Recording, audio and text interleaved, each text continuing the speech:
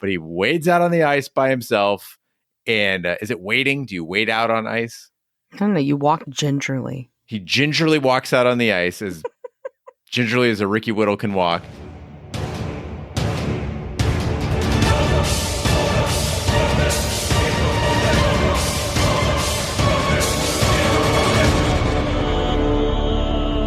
Welcome back to Shat on TV American Gods, the unofficial podcast companion piece to the Starz series American Gods. I am one of your hosts, Gene Lyons, and alongside me is my co-host, Ash Schlafly. Hi, y'all. And this is our deep dive edition where we look back and offer our thoughts and research on the most recent episode of American Gods. This week's episode is Season 3, Episode 9, The Lake Effect. If you haven't already, please subscribe to our sister podcast, Shat the Movies, at shatthemovies.com. That's where you'll find us after this fine season of American Gods ends. You can also join us on our Twitch stream to hang out with us live on camera. Well, you're not on camera. We are.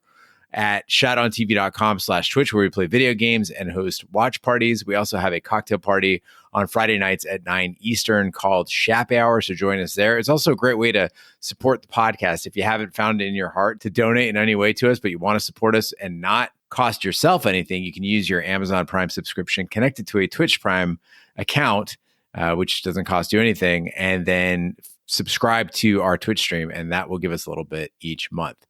All right. All that business aside, Ash, we haven't talked about this episode yet. It's been a busy weekend for both of us, but we are here now tonight to talk about the Lake Effect. What did you think? I thought this was an interesting follow-up from the last couple of episodes. Interesting just in the sense of it was just different. It's different from what they've kind of been doing the rest of the season.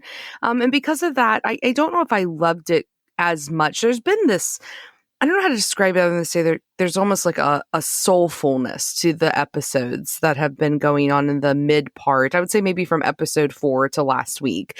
There's this feeling of rebirth and depth and emotional component to the show that we've really been heralding that, you know, we kind of haven't seen before. And that was kind of missing from this one. And it doesn't mean it was a bad episode. It was just different from the ones that I've kind of gotten used to over the past couple of weeks. But I will say on a positive note that this episode clearly propelled us toward the end of the season. It moved, a lot happened. It put to rest a plot line that I haven't loved in Lakeside. I haven't really loved the whole, where is the missing girl and the underwear panty snatcher, right? Like, that's not been a huge part of the series that I've loved. And so I was glad to see that put to rest. And I really enjoyed the last, let's say, 5 minutes of this episode. They got me really stoked for the end next week. So overall, positive experience, just a little bit of a divergence from a show that I was getting used to. Yeah, in season 3, we really seemed to have hit a groove. You could kind of feel the way the episodes were going to go. It became very intuitive, easy to follow. And in this episode, I felt like it was a bit less cohesive and almost like there were a lot of season 2 hallmarks that started popping up. The slow motion pancake syrup and sort of disjointed scenes that were in a curious order. Also, we didn't get the typical origin story cold open, which other episodes have foregone, but with very good reason. This one felt like a very bumpy start. We ended the last episode with Shadow going to Florida. Suddenly Shadow's back. We didn't really get to see what happened there. And we get the story of it, but it just didn't feel like it was as, like I said, cohesive as it could have been. But it did answer a lot of questions. And as you said, it did move us forward and gave us some really beautiful images. So it didn't all gel, but scenes like Liam and Laura in the church, scenes like Mr. Wednesday at the observatory, those really worked visually. I think they were beautiful. Even things as silly as Czernobog on the rooftop, just there were memorable scenes. You could connect with them. This one was necessary, but not necessarily the best. And didn't feel like a penultimate episode.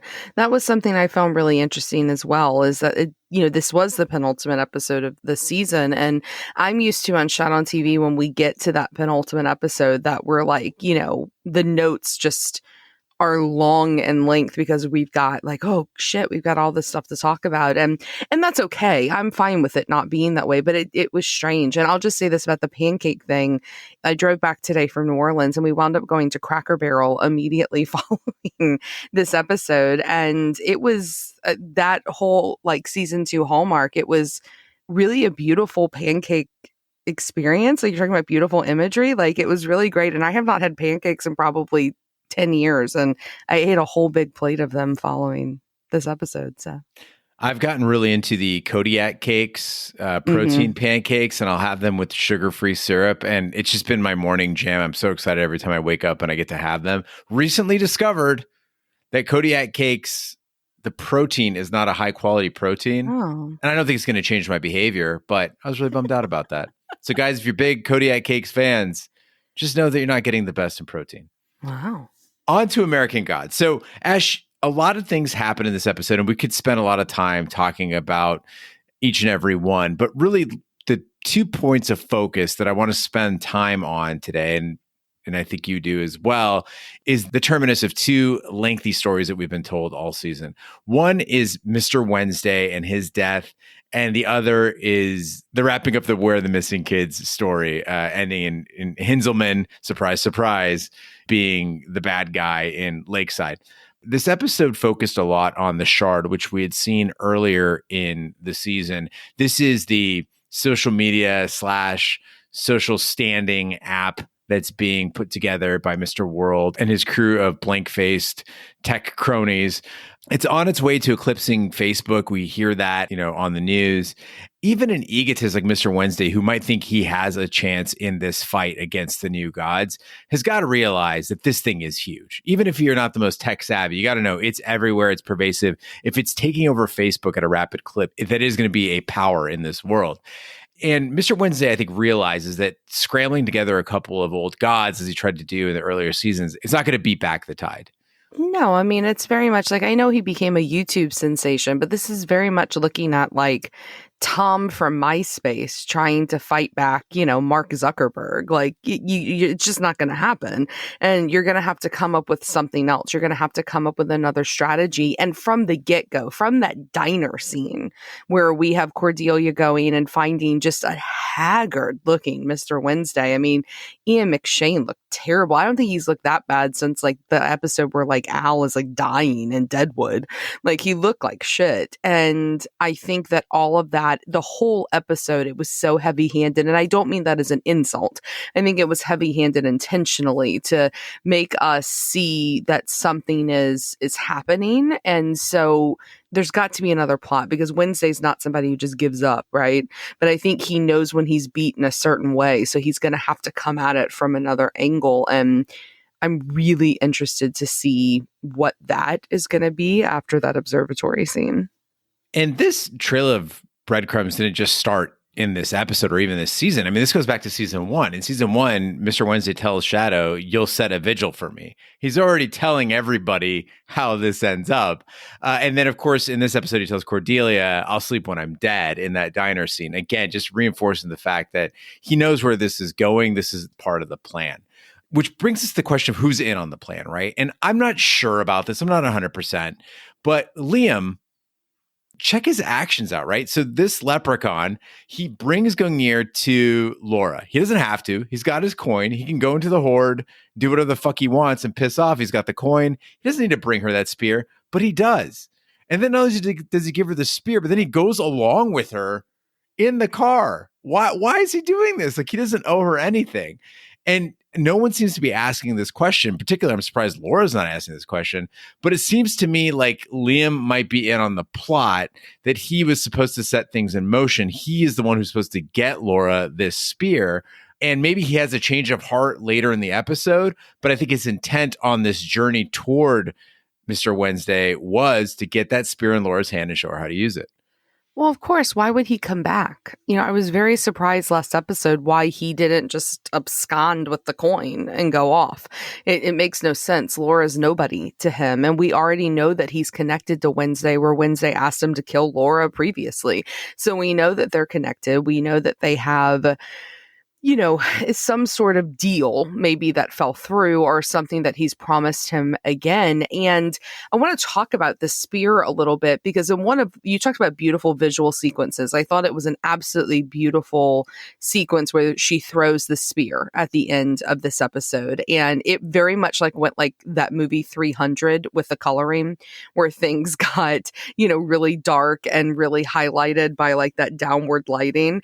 And so she throws the spear, and the spear doesn't just look like a spear anymore. It turns gold and it starts sizzling, like it's got some sort of power imbued within it. And not only was it really badass, it clearly means something, right? And I couldn't help but think about Christian theology. I mean, think about it. Christianity was just this kind of little bitty religion that a bunch of people, followed and died for, but it wasn't this huge worldwide phenomenon. And how did it become big? Well, when you had a story of resurrection, right? When somebody was killed, when God was killed, or a part of him was killed, whether you believe in the figurehead, of three, or whether they're three separate beings, whatever. A part of God gets killed and then he gets, resurrected. And there's a spear involved there too, right? And that spear is a really big deal, and the Roman Catholic Church paid a lot for it. And so I think that that's when Christianity became this worldwide phenomenon and became this dominant religion, was after this resurrection story, because everybody loves a resurrection story because it's a big fucking deal, because nobody wants to die. So if somebody can beat death and come back from the dead, they're all powerful. And so that, to me, I couldn't help but feel a lot of overtones to the modern day, theology of Christianity in this episode. And it has to be a direct comparison in some way to that and what's going on there. And I found that to be actually really interesting this episode. And talk about our little shows all grows up. Mm-hmm. Earlier in the series, we had I am Odin when he reveals himself. And I was laughing at the show. It looked so fucking ridiculous. And that was supposed to be the big moment. Here, instead, it's done with class, it's done with smarts, it's done with style. And I really appreciated that. And Mr. Wednesday knows how to put on a show, and he knows that it's important who's watching, right? That's what Czernobog is there for. So we see Mr. Wednesday go to Czernobog's home, short one Zariah, and he tells Czernobog that he wants him to be his second in peace talks. Czernobog, of course, not really into peace, so he's really pissed off by the entire notion of it. And you got to ask, again, why are you bringing a dark god of violence to peace talks? He needs a person who's going to be the most pissed off about the old gods being disrespected and the most pissed off about Mr. Wednesday being put down. So he wants Czernobog to see Mr. World disrespect the old gods and to say they're all going to be hunted down and to tell them, no, the new gods are going to set the terms of this agreement. And Wednesday wants Czernobog to see him slain. Because what does that do? It galvanizes the old gods. He cannot get them under a singular banner right now. But if Czernobog goes to the old gods, says, this is what the new gods are saying, this is what they did. I don't know if he's got I'm just envisioning here, spitballing. He's got Mr. Wednesday's body and he shows it to everybody. Now people might rally up and this could be the start of a war. Well, and we see in the preview for next week that they're basically sitting in I don't know how else to describe it other than in Shiva for Wednesday. It's 9 days and 9 nights that they're sitting there, paying homage to him. And what is a disciple other than a witness? You can't have religion without witnesses. And those witnesses that are firsthand witnesses, they are better than just a general believer because there's someone who saw it and can retell the story. And stories and witnessing is how legends are born. And what do we know in this series? The old gods have lost their power in part because people don't tell their stories anymore.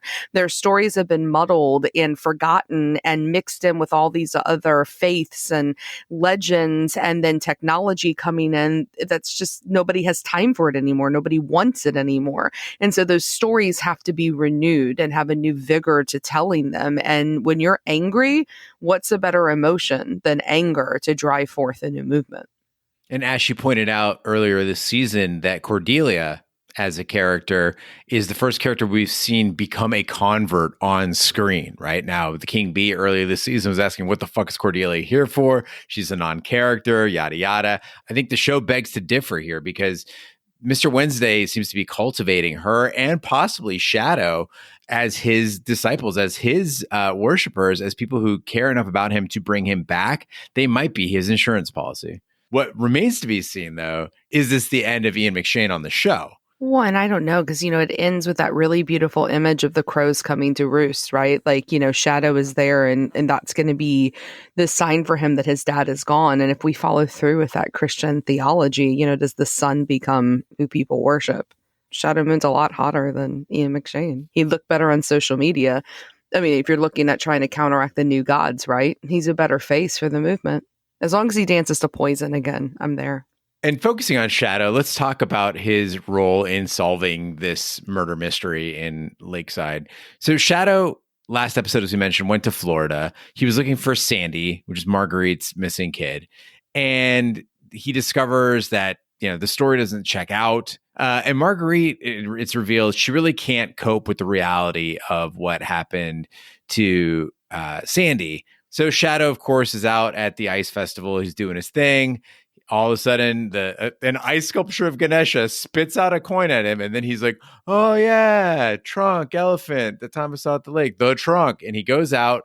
Again, I don't know why he decided to do this himself. Maybe it's because Chad said, I can't help you earlier on. He gingerly walks out on the ice as gingerly as a Ricky Whittle can walk. Yeah. And he gets into the car and he discovers that there's Allison's body in the trunk, sinks down in the water and sees all the other cars and the very Disney-fied souls of children escaping from submerged cars. It reminded me of the end of Mortal Kombat when they all flight out of Shang Tsung, right? But this was underwater.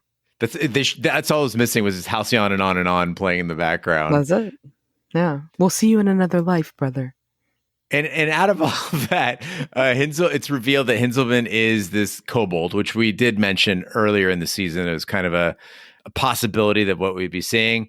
And Shadow, of course, has to kill her with this bleeding knife. And if you recognize that knife from the flashback, this is the knife that was used to sacrifice the child to make Lakeside a possibility, right? So this is way back in the, I believe, 17th century or 18th century that was done.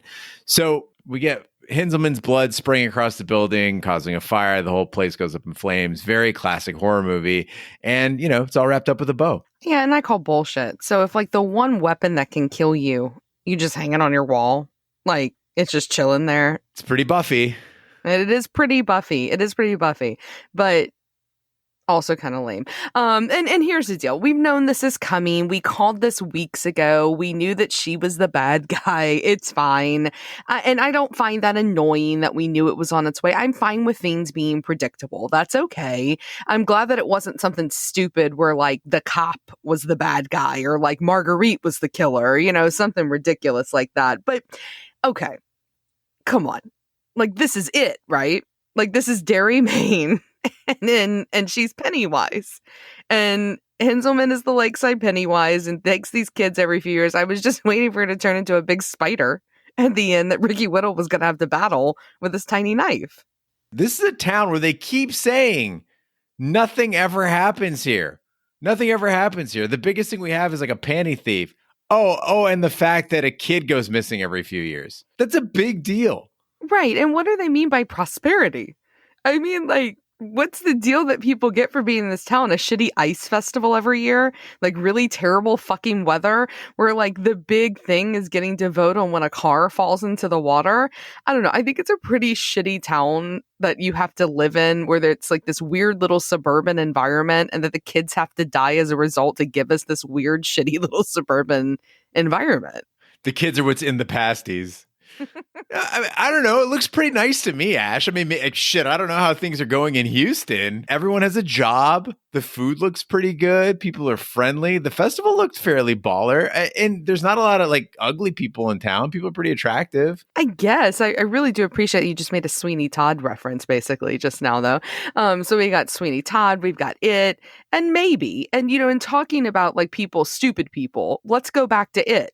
It's the Pennywise effect. The adults in Derry, Maine, they don't get it because as adults, there's a spell cast on them of sorts where they're not able to see what's happening there. They're not able to see the problem that, this mythical being comes and eats all their children every 25 years. Well, I think here it's the same thing because otherwise, I can't buy Marguerite. As a mom, sure, you could live in denial for a little while, but like, how do you not go look for your kid? How do you not call the cops about your kid? And the only way I can figure that that makes sense is, again, a total ripoff of It, that they just are unable to see it. And now that he's killed Hinzelman, that like the wool's been pulled away from their eyes, and that's why now she's able to admit that, Sandy's dead. Yeah, Marguerite says something to Shat to the effect of like, the truth doesn't get me through the day, right? The truth doesn't drop my kid off at school and pay the bills and blah, blah, blah. You're a journalist, Marguerite. The truth is literally your business. You have all the books in your apartment right now. Like it doesn't drive with the character. And that's how binary the show can be sometimes, because you've got that, but then you've got the farewell between Marguerite and Shadow, and it rings so true. That's what goodbyes usually are like, right? It's no, don't follow me to this other town, but yes, I might like to see you again. I just don't fucking know right now. That's life. And I was watching this scene going, God damn, like, this is good. Yeah, I don't disagree. The whole like keep the truck purple thing, like, it was sweet. It was really nice. And it almost felt like a little bit of like a non sequitur where you've got the daydream, basically, where he comes home and he's a trainer and Marguerite's sexy in the hot tub and they got a baby crying and all of that. That's all like an offer of a normal life being offered to him by Hinzelman, right? I mean, that's what I got out of it. Like, if he stays silent, that's what he could have. Yeah, and Ash, it echoes the theme that was set up by the first episode of this season, which is Shadow was in Milwaukee, living a normal life. He had friends, and everything was going pretty well. There was a chick he was interested in. Getting mixed up with the gods again is what fucked everything up for him. He ended up in Lakeside. He rebuilds yet another life, and it's that question, I think, that's going to be there for Shadow forever. You are at your happiest. You are your most content. You are your best self when you are living life as a human and be doing human things. Why do you keep getting entranced and lured in and feel any sort of obligation to the old gods? Because we see in this season that he feels a loyalty to Wednesday and he feels an obligation to his father. But why? What has Wednesday ever done for him that's good? Well, he's his dad, right? Like, I think that it's a really interesting meditation on abusive parents and on, kids who have neglect and an abandonment complex because of the way they're treated by their parents. Because we've talked in previous episodes where I said, we're seeing Shadow with this internal battle because he wants to be Mike. He wants to be Mike. He doesn't want to be Shadow. And you see that here. And I think Ricky Whittle did such a beautiful, nuanced performance at the end of this episode when he hears the crows and you can see the realization. And then you also see the burden that immediately falls upon him because he knows what this means if his father's dead, that he has no choice but to avenge him because at the end of the day, he's his father's son. And as an added dimension, he knows who the likely culprit is, right? And so that makes it even more complicated. Absolutely. Yeah, so certainly let us know what you think about that Shadow dream sequence. Was it an offer being made to him? Was it just a fever dream? Was it something else? You can call us at 914-719-SHAT or email us at hosts@shatontv.com. And in honor of St. Patrick's Day, we should talk about the fact that Laura seems to be attracted to yet another leprechaun. Yeah, I hated last week on Ramsay Bolton. And I was like, okay, I'm going to hate Liam because he's fucking Ramsay Bolton, right? But oh, how quickly we go from Ramsay Bolton to hot Irish fantasy creature, because I thought that Liam was fantastic in this episode. I loved all of the scenes that they were in. I loved the fact that he was really kind of playful with her. The advice he was giving her was really real. Like this whole, you're focusing on this one big thing. You've got to look beyond it. I think it could actually be, I don't know, really good for her. And I think that I'm ready to ship him, Gene. Yeah, I don't know if I'm ready to get over the hair and the vest. It's not really working for me. There's so many looks you could have gone with, American Gods, and this is the one you went with. Like Ricky Whittle, massive upgrade in style. Oh, yeah. And hair. And by the way, we know his name's not Ramsay Bolton. It's just, I have a really hard time pronouncing Ewan Rayan. And he played Ramsay Bolton. He deserves to be referred to as Ramsay Bolton for a while. Yeah, so there you go. I also like the fact that they still haven't gotten an Irishman to play a leprechaun in this show. They went with like Pablo Schreiber, and then they went with Ewan Rayan, who is Welsh, I believe. What I'm still having a hard time because he strangely looks like the guy from Downton Abbey who is Irish in Downton Abbey. Could have just gotten that guy. Yeah, and at first I thought that's who he was until I started realizing why I hated his face. It wasn't because of Downton Abbey, it was because of Game of Thrones. And so I don't know. The guy's kind of like a chameleon, but I like them. I think Laura's continuing to grow, and I think that that's a good thing for the show. If Laura would have fucked Liam, it would have been okay. Yeah. It would have been fine. Like she's well within her rights to do that. He's hot. They're together. You might die, whatever. And so why not? But the reasoning behind it, I'm so glad that she didn't fuck him to quote unquote feel something, which is what she was saying it was, slam me up against the wall and like bang me so I could feel something.